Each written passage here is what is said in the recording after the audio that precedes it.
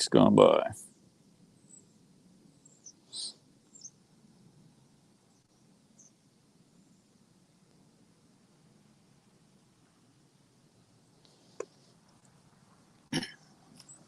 I've been listening to Musar Perkea Vote, and I got up to like 27 or something like that, and then I realized that I skipped one. So I was listening to it in like on SoundCloud, or I forget what it was, but something, and the numbering was, it was like there was two 25s, and the Yetzirah was really screwing with me the last few weeks with being able to try to listen to them.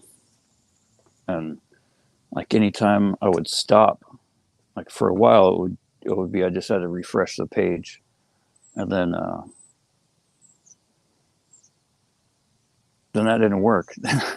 Then every time I would stop or pause, I was like make sure I remembered where it was, or write a note, look at my notes for the timestamp, and then go back into the playlist. And on 25 I got screwed up because there was two of them, and I was just looking at the numbers, and I had to, once I realized that, I started listening for I use a USB that I have of Perkea Vote, and I figured I might as well listen to those since they'll save bandwidth. And I just plugged in the USB and started listening to it on there with the Bluetooth speakers or headphones as I was walking around. And I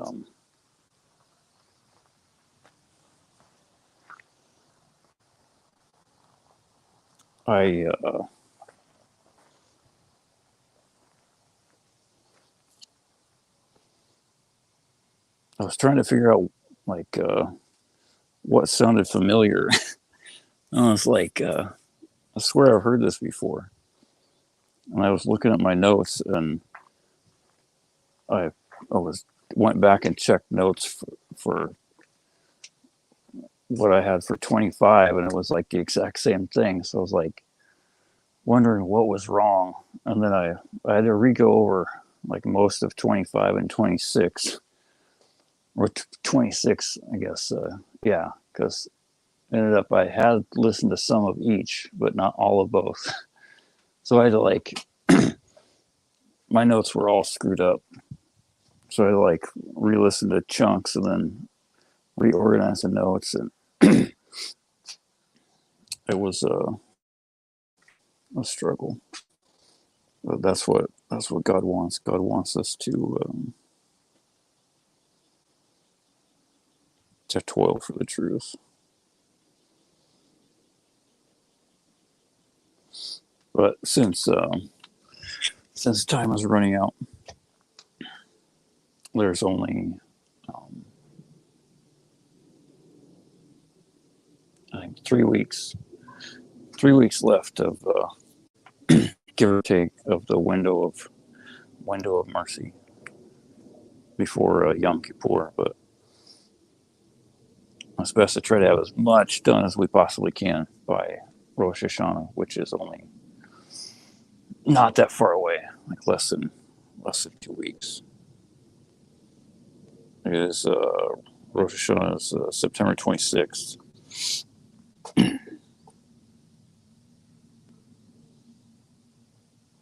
But there's so much I wanted to talk about. I've been trying to clean out all the residual garbage from my life. And one of the things I did the other day was I've been thinking about it for a while. I dumped all the CDs that were in my car. I think I ejected the one in the CD player, but I can't remember. I'll have to double check that and do that. With the CD player, the radio doesn't really work that well. It shuts off about every 10 or 15 seconds, so I just stopped listening to it completely months and months and months ago, which is good because I needed to do that. because even though the music isn't as horrible as it could be, or that a lot of music is still horrible, full of even though it has a generally more positive and constructive attitude than most rap music does, it still has the occasional swear word and horrible hashkafa, horrible ideology, and talks about doing drugs and getting drunk, and even though it's not too frequent, it's still there. There's still occasional references to the dude. Yeshu, Jesus, Maximo. May his name be blotted out.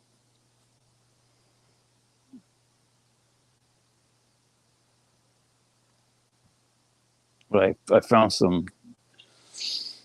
got a reminder for trashing a bunch of the rest of the music that I have.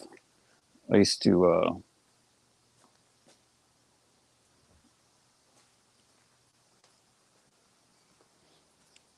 like buy and sell hip hop CDs and records, and I had a bunch of CDs and a couple of records that I had left over, and I'm sure the laws for what the goyim are allowed to benefit from are a lot more lenient than the Jews, or for the Jews. But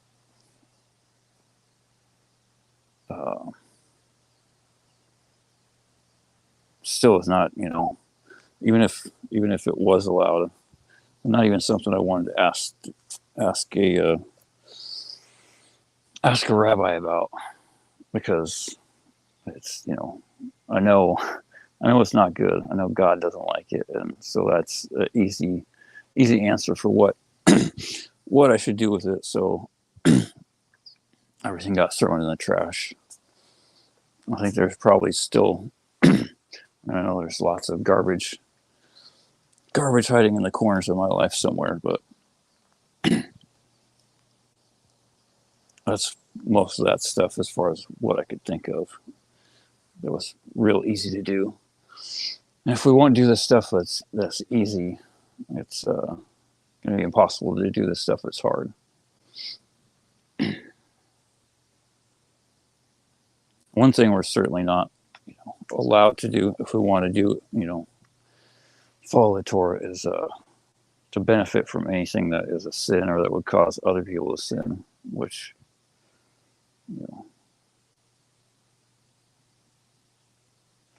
is a lot of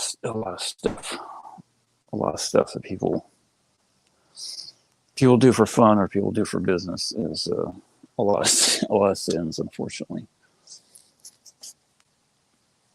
So I just threw it all in the trash.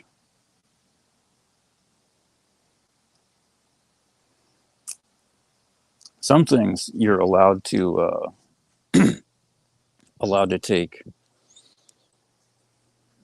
certain things, and if they qualify in a certain way, you're allowed to take them and dedicate them to God, like raised gold. Rabbi Reuben mentioned this months and months ago in reading the weekly parashah, the Torah portion for, I forget what portion this is from. It's easy enough to look it up, but it's Exodus 35:22,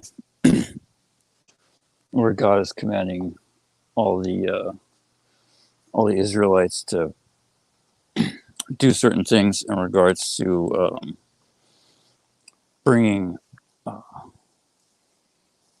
wealth and offerings of physical goods and animals and materials in order to build the Mishkan, the tabernacle in the desert after they leave Egypt.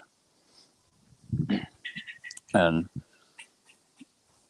when a person reads Exodus 35:22, it just sounds like men and women came and gave some golden ornaments and jewels and whatnot, from like bracelets and rings.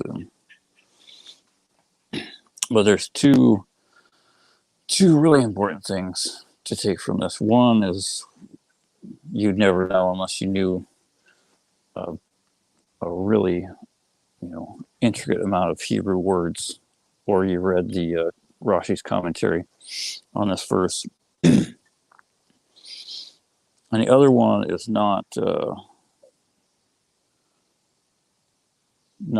that elusive, and yet it is for most people. And they came, both men and women, as many as were willing of heart. This was Rabbi Reuben explains that this was people who were doing teshuvah, like willing of heart, because there are things. This is like in addition to everything from all the different tribes who are commanded to do different things and bring forth different amounts. Everyone was commanded to bring like a certain amount of money, like silver. I think it was silver. I think it's a half shekel.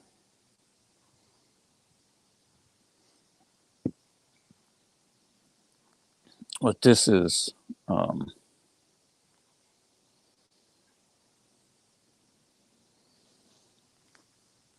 of those things that was extra, as many were willing of heart.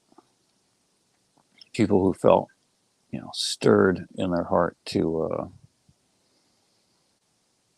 do teshuvah, but more than just simple teshuvah and an offering to God to build the Mishkan, the tabernacle in the desert.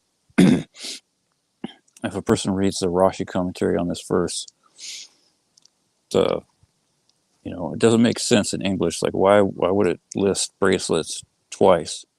Because that's one of the huge failings of just reading any verse in the Torah strictly from a English translation. There's pretty much an infinite amount of knowledge and wisdom that we absolutely have to have if we're going to have any hope of following God's will to have more than just a simple English translation, which is horribly flawed and severely lacking. But like most things were,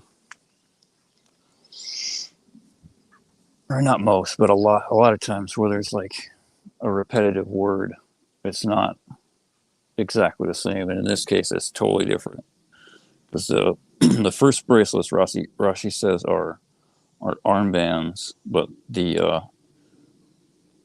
I believe it's this last use of bracelets before the all jewels of gold.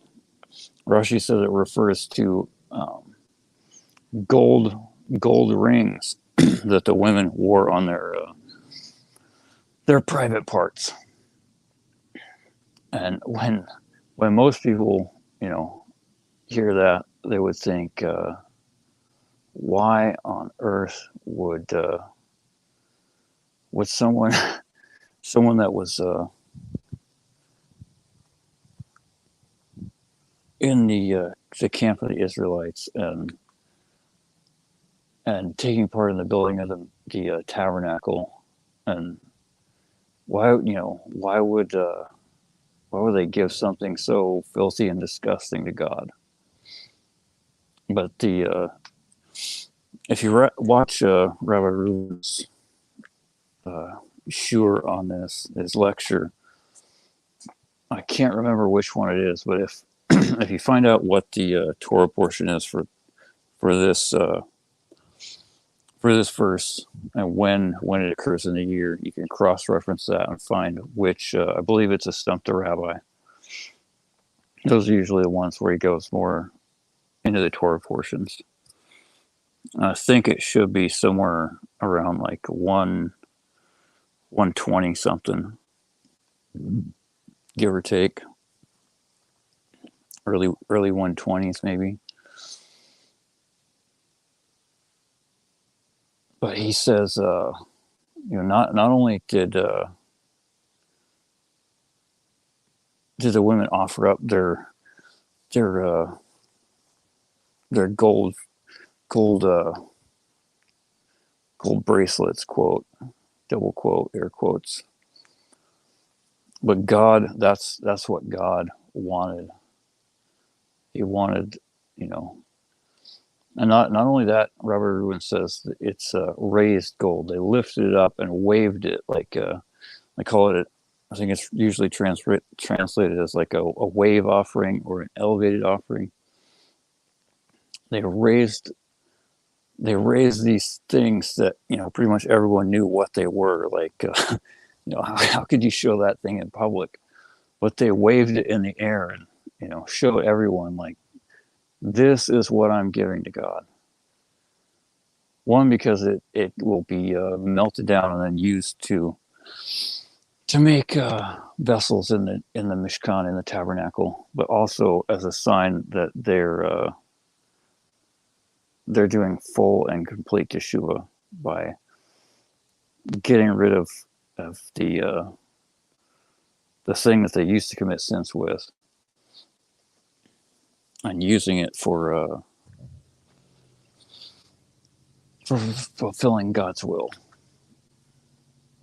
Now,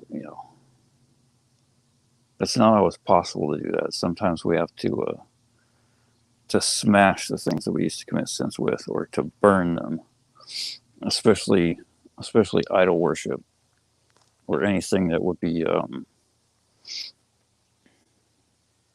anything that would be or did cause other people to sin. Like if a person made money, like some kind of legal or illegal business, doesn't matter what it is. All that matters is it's not kosher, not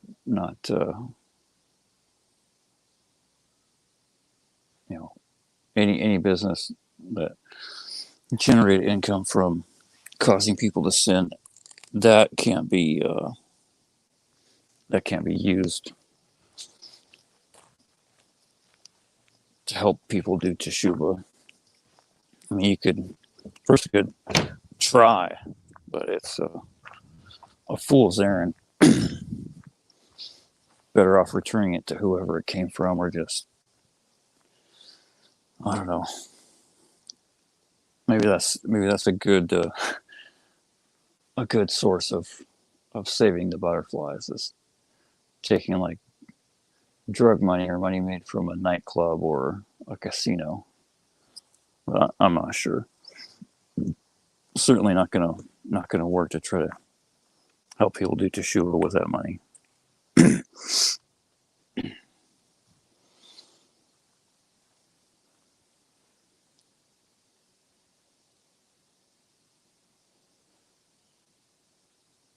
But if you have something like that, that was used to commit sins that weren't idolatry, if you have something made out of gold or silver or whatever, or something of some kind of value that can be turned into money without making someone else sin, or without being an opportunity for someone else to sin, and you really want to show God you're serious about your teshuvah, I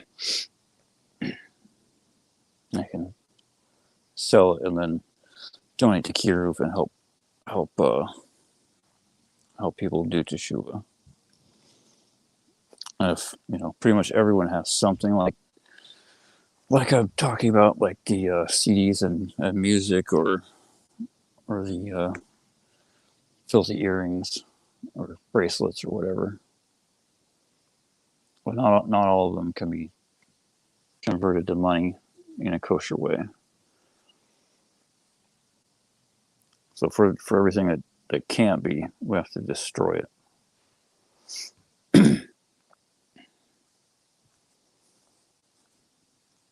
At least if it's ours. If it's not ours, we can't destroy it because that's someone else's property.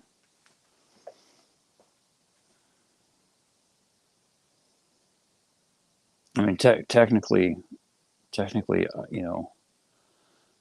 items of idol worship are commanded to be destroyed, even if they're other people's property. But that doesn't really apply now. We can't just go around destroying things that are idolatry that aren't ours.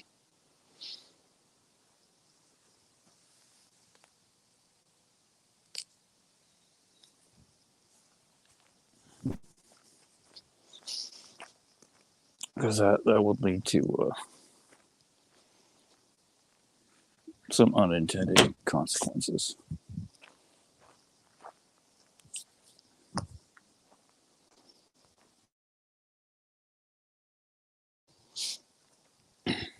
I'm not sure if any of this is making it to the internet or not. My the Wi-Fi here, or the internet in general, has been extremely crazy and sporadic.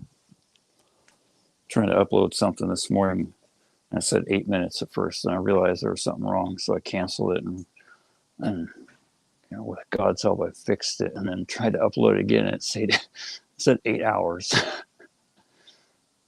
for like 150 megabyte file or something like that, which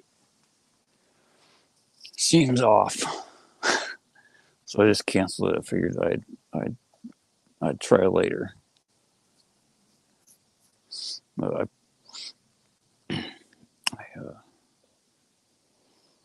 man, there's so much I need to go over, but I can't think of half of it.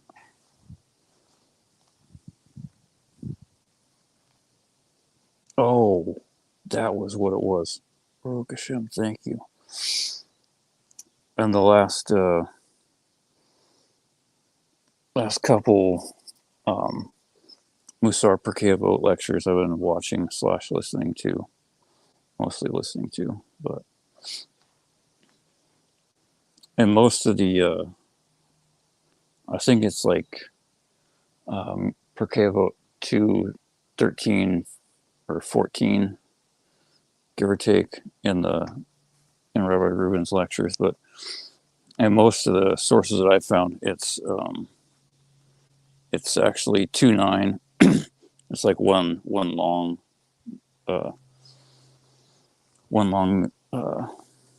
verse in the Mishnah,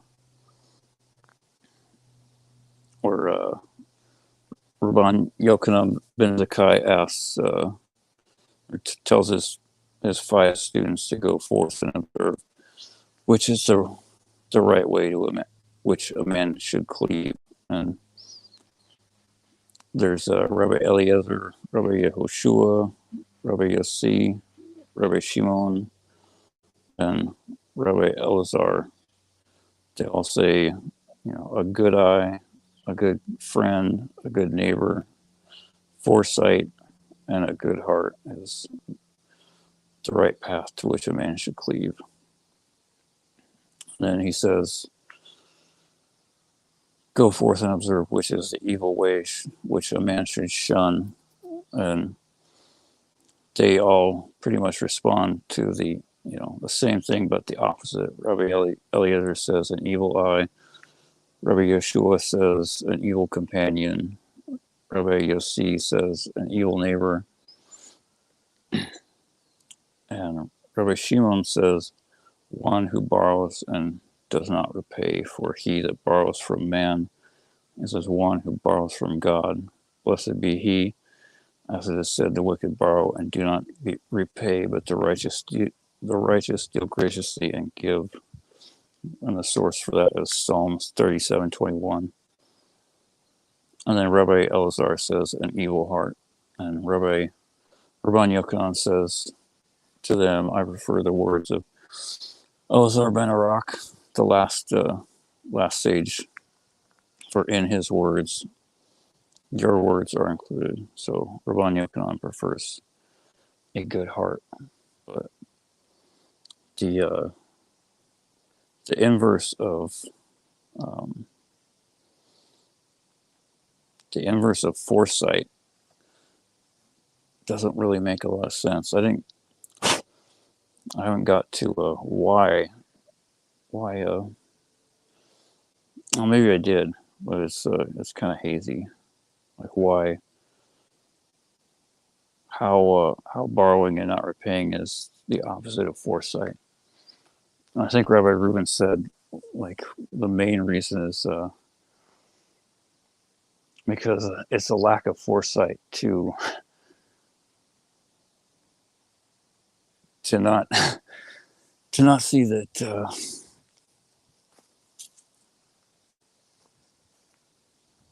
your behavior in this world, such as borrowing and not repaying, is it's going to lead to a serious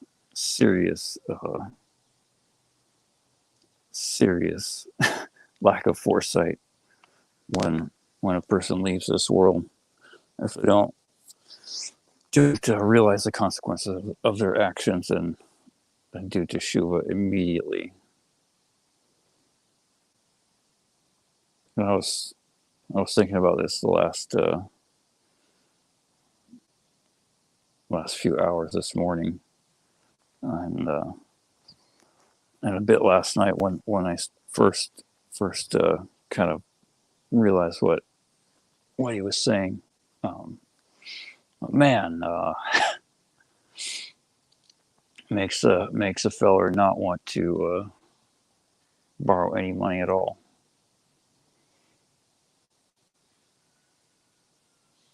Not at all. As if you read that Pirkei Avot and like really see what is being said and understand why Rabbi, these aren't just like some dudes that like the Wisdom of the Queen, like Aristotle or something. These are the wisest rabbis in history. Anyone that's listed by name in the Mishnah is like beyond our comprehension as far as how wise and holy they are. I mean, how wise and holy they are, because they lived. They live now, like not in this world, but in the next world. But the reason why Rabbi Shimon, says it's as if one who borrows from God, because all parnasah comes from God. Everything comes from God. If a person, borrows, let alone does something as horrible as steals from someone else, they're not just stealing from the person that they don't repay or that they actually steal from, which is, is bad enough, because God can't forgive by his own rules that he put in place, can't forgive a person for theft. That's up to the thief and the person that they stole from to beg for forgiveness and say they're sorry, beg for forgiveness and make restitution if it is at all possible. A person is not obligated to to put their neck out if it's going to be a life risk. Like if that person's going to like, you know, try to damage them or something like that. But you also, a person can't also just like make up excuses in their head for why it's okay not to do it. Like you have to be honest with yourself. Like unless you know the person is a psychopath who's done something like that to someone else, you have to do everything you possibly can to say you're sorry and beg for forgiveness. And if you try to make some kind of arrangement to pay the money back, and if you can't do that, just do basically do whatever you possibly can to at least do as much as you can. And if we can't find the people that we owe, or we can't it's not safe, like legally or life risk wise to do so, then we have to give it to organizations which benefit the public, because that's and the best thing to do for something that's not Torah related is some organization that will benefit that person or their family, specifically. But that's like a kind of like a secular person or an atheist best place to put their money to do teshuva, which is not really that great. Nothing benefits the public like more righteous Jews or Gentiles, more people observing the Torah, whatever they're obligated to do, more people learning Torah.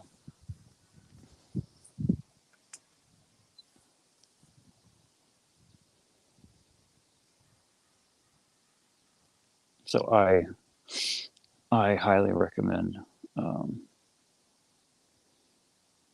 Bezrat Hashem, and BH Donate is the easiest way to remember a place, a website to go to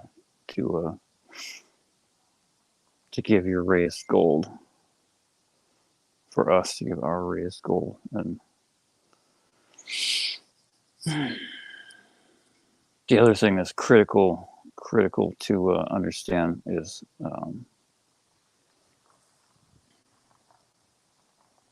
aside from just the fact that we have to do that if we don't want to just have endless suffering in this world and the next, let alone the fact that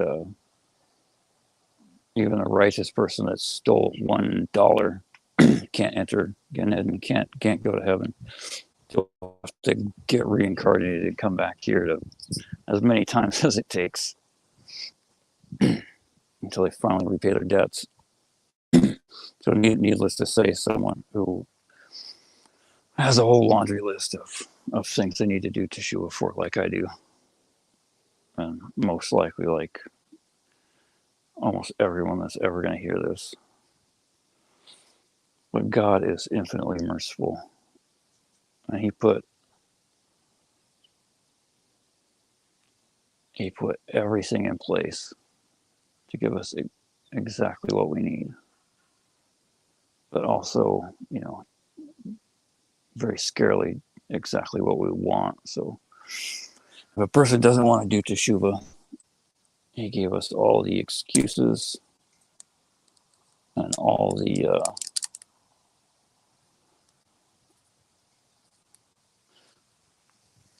excuses of challenges and sources for why, if we toil in looking to justify our own horrible behavior. He basically says that we'll be able to find whatever we're looking for, whether it's the truth and getting close to him, or being a wicked, horrible monster.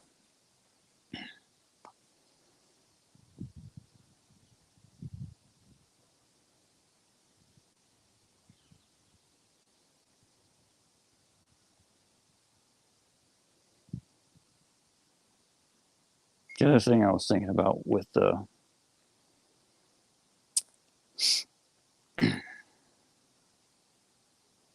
was a thumbnail and the title. I was trying to find a can, but I guess they changed. None of the cans I could find said redemption value on them anymore. I guess that's old school. Days gone by. But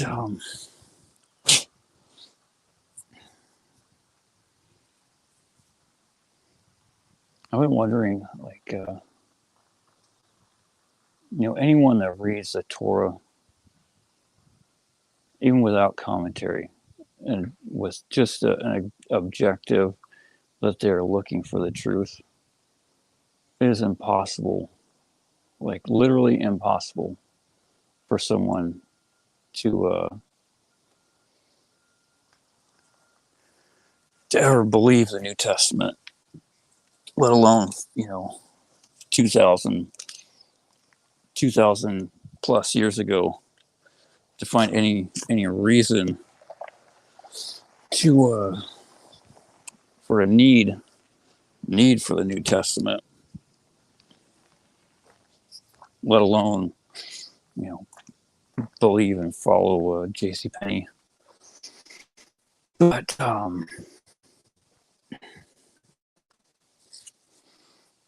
was thinking, what did Yeshu really redeem?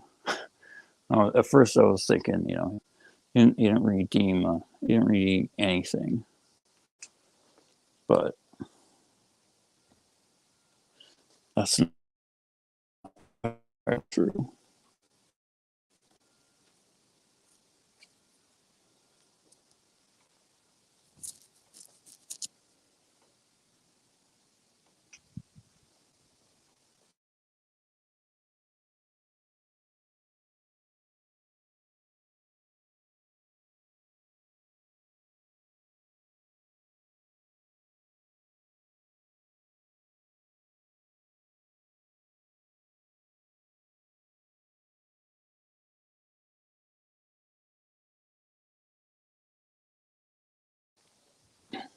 But the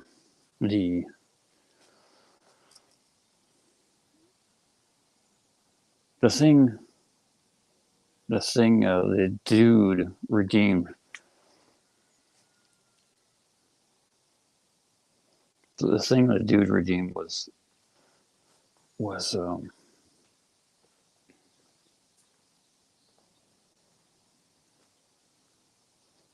the church. I mean, the Roman Empire. I guess the church had, maybe it had, but I don't know. The only thing the dude redeemed was the Roman Empire and other wicked people. Certainly not for God. He redeemed them for the Satan.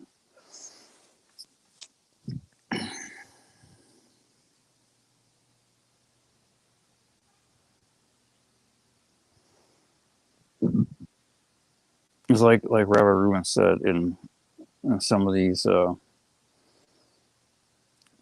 Perkei Avot lectures, like I think 25 and 26 specifically, is that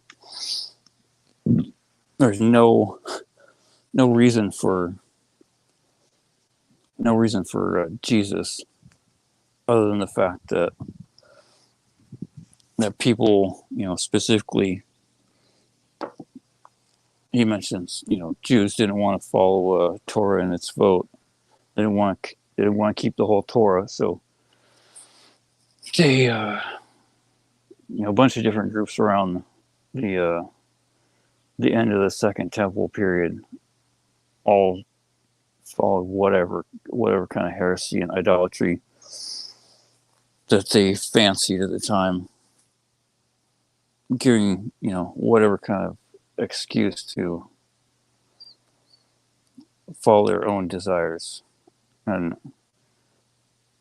some of them cast off the entire Torah and just became, whatever. I don't know. I think they were probably most likely the first communists, like the first black bloc. There was like a group of people who wanted nothing to do with any of the other sects, whether it was the early Falsianians that worshipped Yeshu, or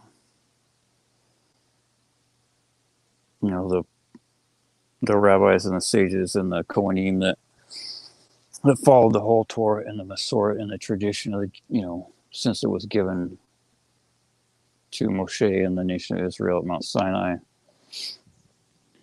or to any of the other sects. But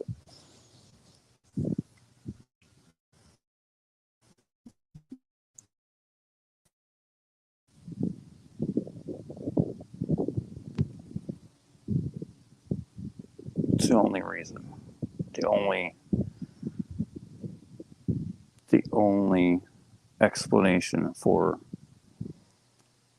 why Jesus.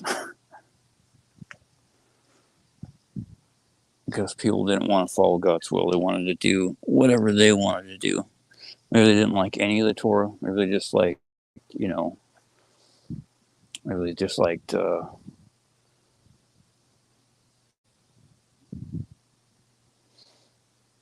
like money and fancy meals on Shabbat, or any other things that people pick and choose from.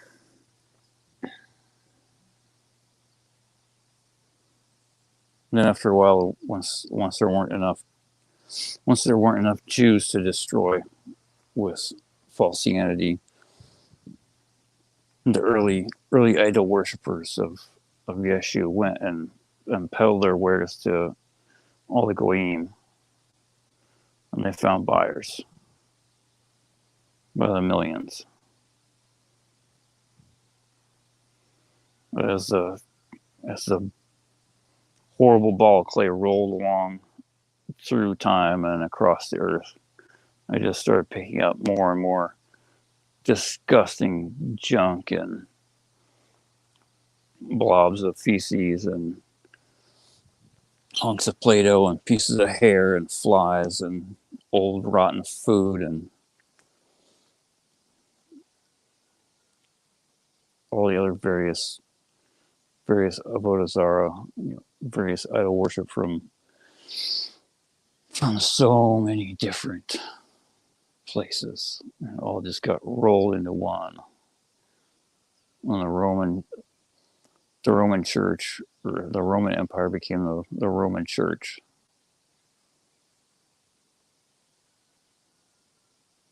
I mean, how could you not see it, man? Open your eyes. If you really want to know the truth, it's not easy. Anyone that says it is a liar. But it's extremely simple. You just got to look and beg God for help. Admit that you have no clue what you're doing, and do teshuvah. Say you're sorry for believing whatever garbage people filled your head with.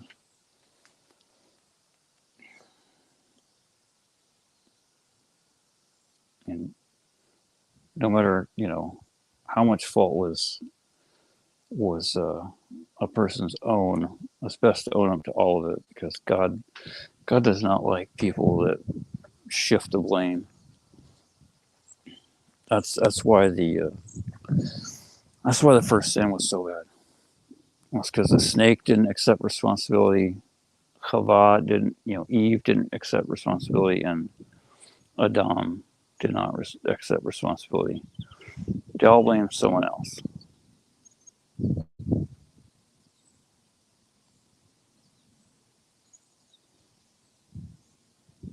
I think if at least one of the people had done teshuva, had accepted responsibility and said that they were that they screwed up and that they were sorry and begged for forgiveness, I mean, there's a huge likelihood that things would have gone a little differently. But that's just my own thinking. I have no backup for that at all.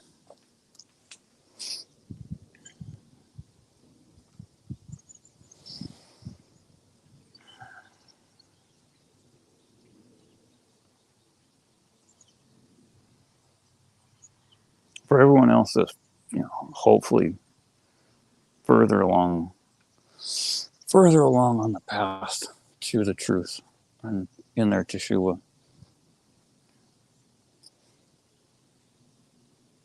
you got to keep learning more and more.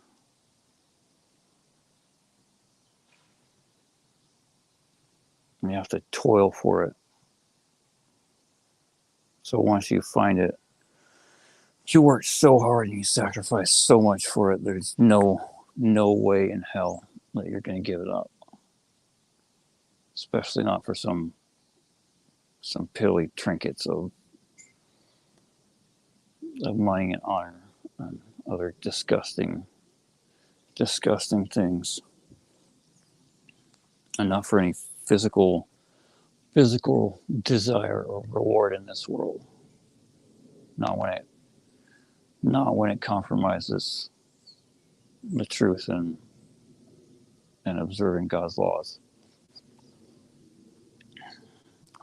So we all have to find some way to take some critical part of the Torah and just burn it into our souls, and then just keep doing more and more of that, so we have more Torah, more truth, just permanently impressed in our souls, so we have no other alternative when we face a challenge or a test, and the Yetzer Hara is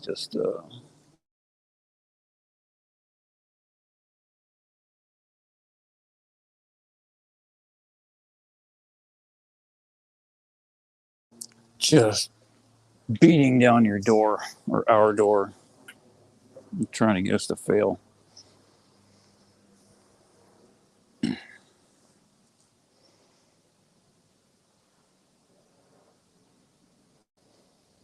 I'm having to hide in that corner right now. Hopefully this is still. That's probably not though. Maybe it is. I don't know. It says full bars. Not anymore.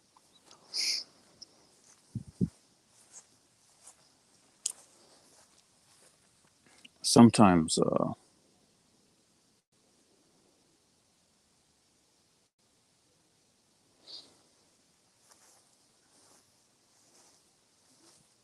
we have to have a lot of strength to fight the Yetzer Hara, to fight our evil inclination that's trying to drive us to commit sins. But most of the time, that's just like reinforcements. Brute force is not going to work without the Torah, which is the only real strength a person has, which is God.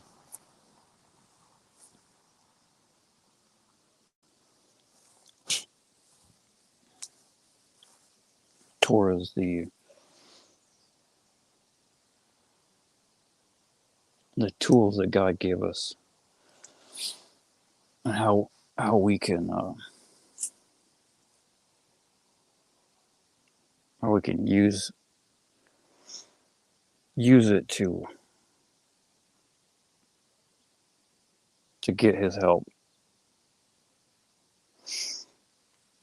at any moment that we need to just draw on what we learned, and he'll be right there.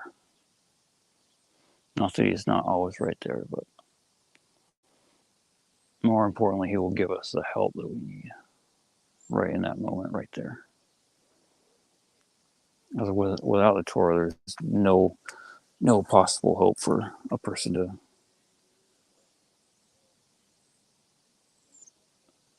succeed for very long. No hope whatsoever.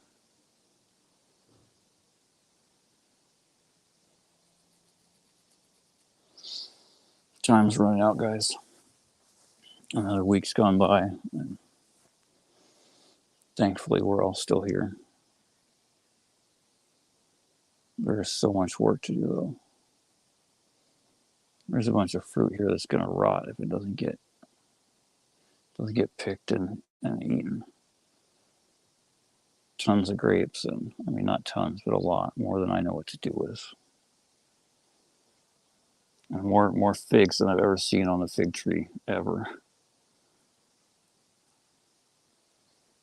Most of them actually look pretty good. They're the first fruits are ripe and ready to eat. I'm gonna have to pick some today.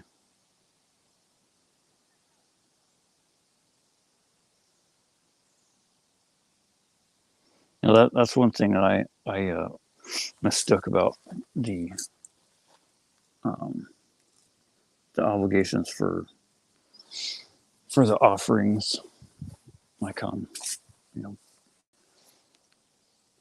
first fruits and all that stuff. One most of it, you know, only applies in the land of Israel. And most, you know, I think pretty much all of it only applies to, you know, not to the Goyim, not to non-Jews.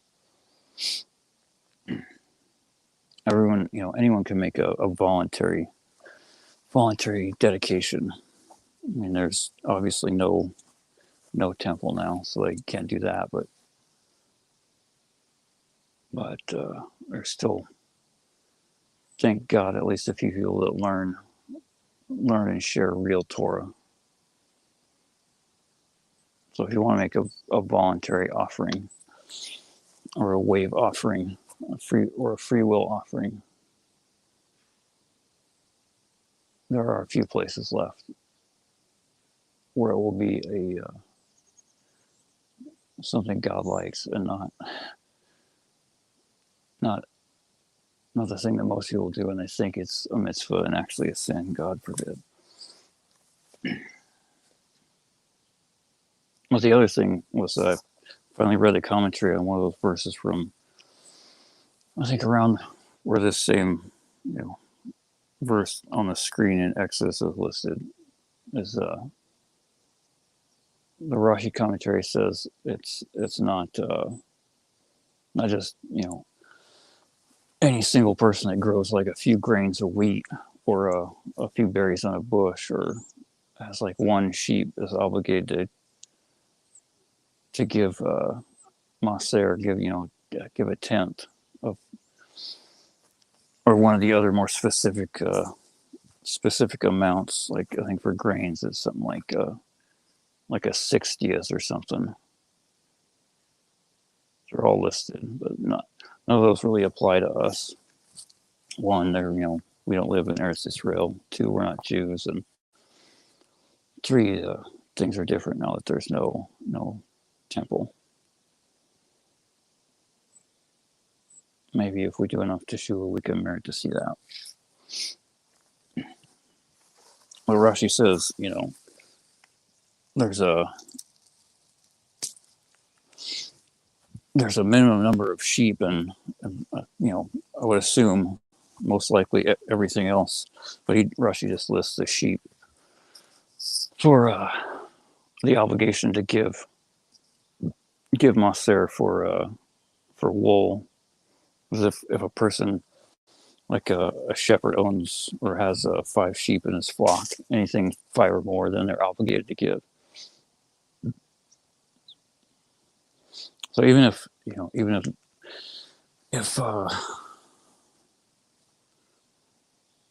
even if what I have here was large enough to qualify, which I'm pretty sure it doesn't,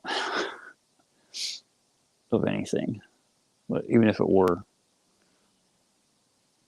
I'm not obligated. But in numerous ways, for numerous reasons. But it's other than I am obligated to give my raised gold or any other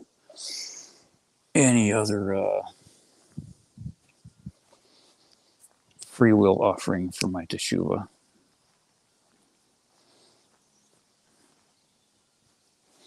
Of any excess that I have that I don't need, which really that's not up to a person to decide. That's up to God. Up to God to decide what a person needs.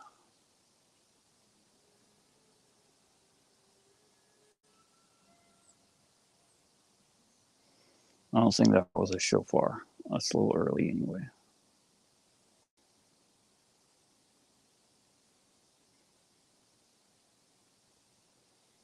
Someone was blowing what sounded like a shofar or a vuvuzela, I'm not sure which, at the end of the summer in 2020.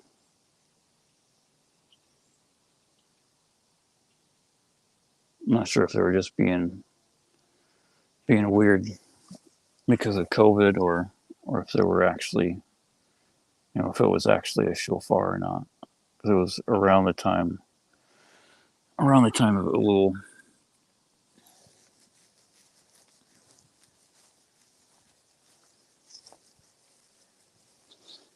I'm gonna get going though. There's a lot of work to do, like I said, inside and outside, inside the house and outside the house, and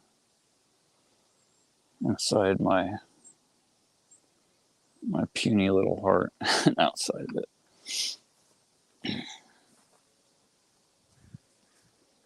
Hopefully, you guys are waking up because the shofar is gonna sound real soon.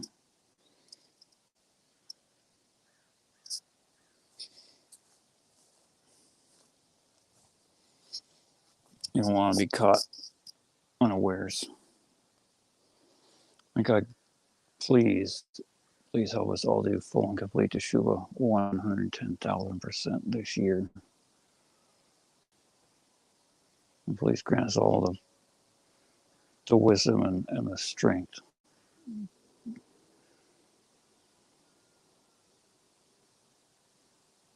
to outsmart and overpower the Yetzer Hara and to pass the test that He places before us, that God places before us. And please, most importantly, help us to see the truth, because without that, everything else is pretty pointless.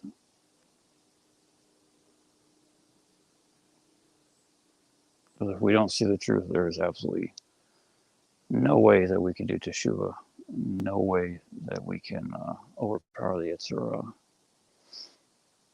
If we don't see the truth, we could be fooled into thinking those things are the case. But once we finally wake up after we leave this world, then we will realize that we were doing something that was the opposite of what we thought. God forbid that. So most importantly, help us, please. Please, God, help us to see the truth.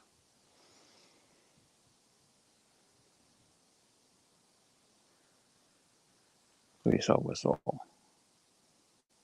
Please especially help your children.